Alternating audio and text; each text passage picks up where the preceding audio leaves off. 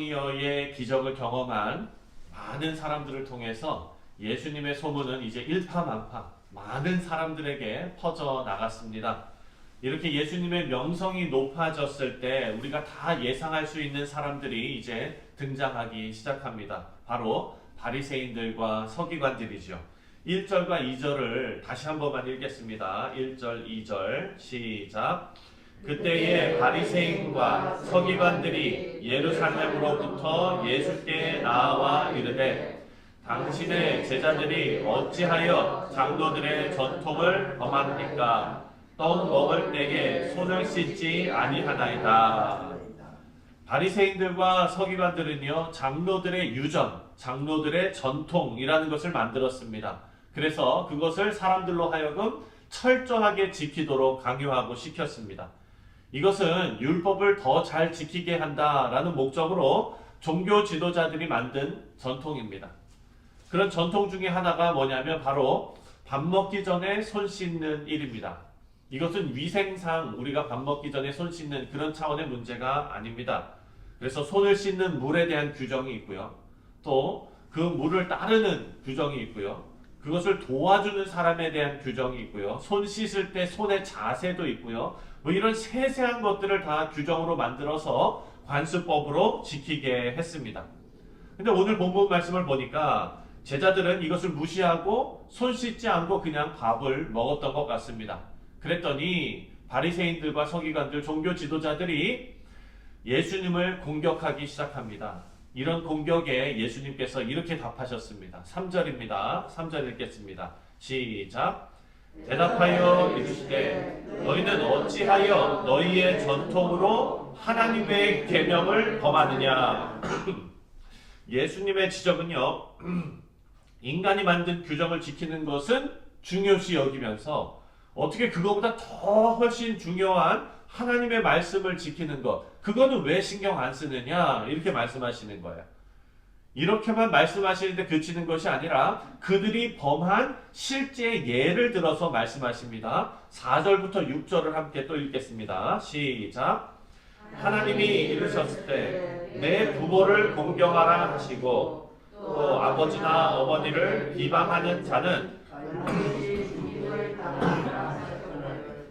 너희는 이르되 누구든지 아버지에게나 어머니에게 말하기를 유익하게 할 것이 하나님께 드림이 되었다 하기만 하면 그 부모를 공경할 것이 없다 하여 너희의 전통으로 하나님의 말씀을 행하는도다. 아멘.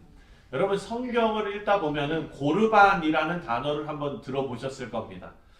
하나님께서 주신 10계명을 이스라엘 백성들은 철저하게 지켜야 하는데요. 그 중에 5계명이 뭡니까? 바로 내 부모를 공경하라 라는 거죠. 예를 들어서 여러분이 포도밭이 있습니다. 그러면은 포도밭의 소출 중에 일부를, 일정 부분을 부모님께 떼어서 드려야 하는 것입니다. 부모를 공경하는 것을 그렇게 실천합니다. 그런데 이 계명을 지키는 구체적인 방법이 바로 이렇게 자기의 소출에서 부모에게 떼어서 드리는 거예요. 사랑하는 성도님들, 자녀들에게 용돈 받으시는 거 부담스러워 하시면 안 됩니다. 어렸을 때부터 가르쳐야 됩니다. 제가 결혼 상담을 하거든요. 결혼 상담을 해서 젊은 부부들이 이제 결혼하기 전에 상담을 하러 오면은 제가 꼭 가르치는 것이 있어요.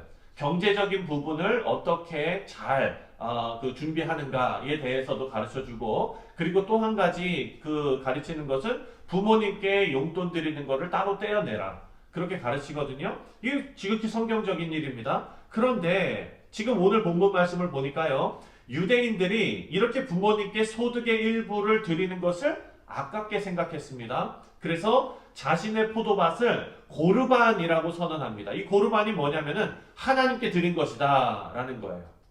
그러면 부모보다 하나님이 우선이기 때문에 그 포도밭에서 나오는 소득의 일부를 부모님께 드릴 의무가 없어져 버리는 겁니다. 그런데 여기서 중요한 건 뭐냐면은, 문제는 이 고르반은요, 하나님께 드렸다라고 선언만 하면 되는 거예요. 그렇게 선언했다고 해서 그 밭에서 나오는 소득의 모든 것을 다 하나님께 바쳐야 되는 것은 아닙니다. 그러니까 율법에 고르반이 있는 것도 아니고 종교 지도자들과 이기적인 다수의 유대인들이 짝짝꿍 해가지고 만든 제도라는 것을 우리가 여기서 알 수가 있는 거죠. 그래서 예수님께서 7절에 이들을 외식하는 자다라고 지적하셨습니다. 외식하는 자들아, 이사야가 너희에게 관하여 잘 예언하였도다. 일러스되 이 백성이 입술로는 나를 공경하되 마음은 내게서 멀도다. 사람의 계명으로 교훈을 삼아 가르치니 나를 헛되이 경배하는도다 하였느니라 하시고, 무리를 불러 이르시되 듣고 깨달으라. 입으로 들어가는 것이 사람을 더럽게 하는 것이 아니라 입에서 나오는 것이 그것이 사람을 더럽게 하는 것이니라 라고 말씀하세요. 외식하는 자는 여러분들께서 다 아십니다. 겉과 속이 다른 사람을 외식하는 자다라고 우리가 표현하지요.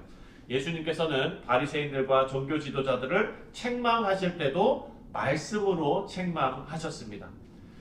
구약의 이사야 선지자의 예언을 사용해서 그들을 책망했지요. 지금 누구를 책망한 겁니까? 바리새인들과 서기관들.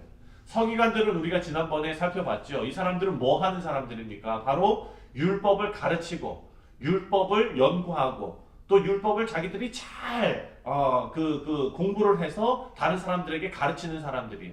그러니까 율법을 공부한다는 것은 구약의 하나님의 말씀을 공부한다는 것이니까 이사야의 예언을 비롯해서 모든 구약의 말씀들을 줄줄줄줄 외는 사람들이 이 사람들이죠. 그러니까 예수님께서는요, 구약의 예언된 그리고 구약의 이사야 선지자의 그 말씀, 이들이 충분히 다 알 수 있는 말씀으로 이들의 잘못을 지적하고 계십니다.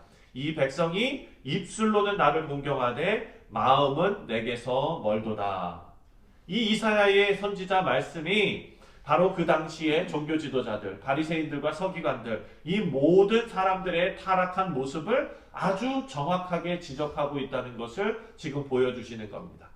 그래서 예수님께서는 손을 씻는 예식처럼 겉으로 보여지는 것이 중요한 것이 아니라 가장 중요한 것은 우리 마음의 성결이다라는 것을 가르쳐 주셨습니다.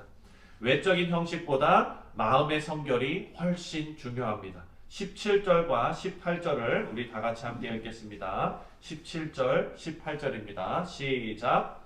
입으로 들어가는 모든 것은 배로 들어가서 뒤로 버려지는 줄 알지 못하느냐.